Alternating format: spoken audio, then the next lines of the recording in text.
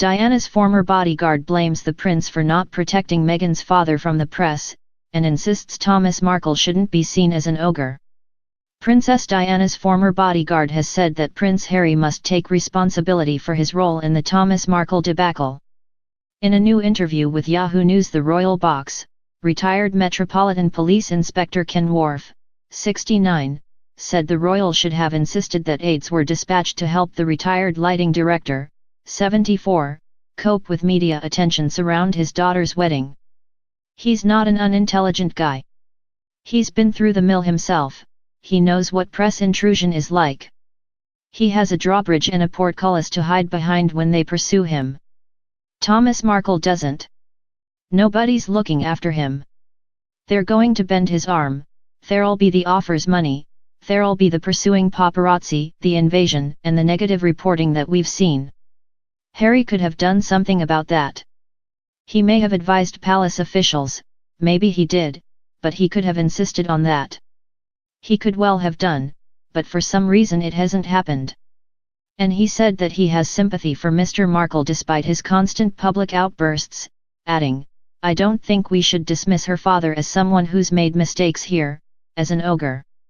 His behavior are as a result of poor advice or no advice." As protection officer to the late Diana, Princess of Wales, Ken Wharf was in charge of round-the-clock security at home and abroad, from 1987 until 1993, and closely observed the young princes as they grew up.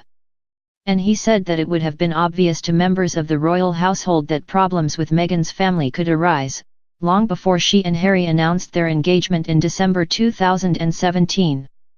"I think the palace were at fault not to earmark this problem very early on in this engagement or even in that relationship and decide how are we going to address this with her father," he explained. "These are ordinary folk, divorced, living in a foreign land, and suddenly their daughter's marrying a prince. This was always going to be a problem.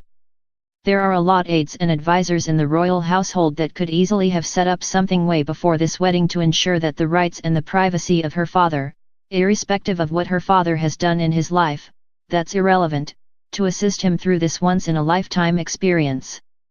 Because what's happening to him now is, what I suspected would happen to him, is that once the fairytale moves off, the press want the next story.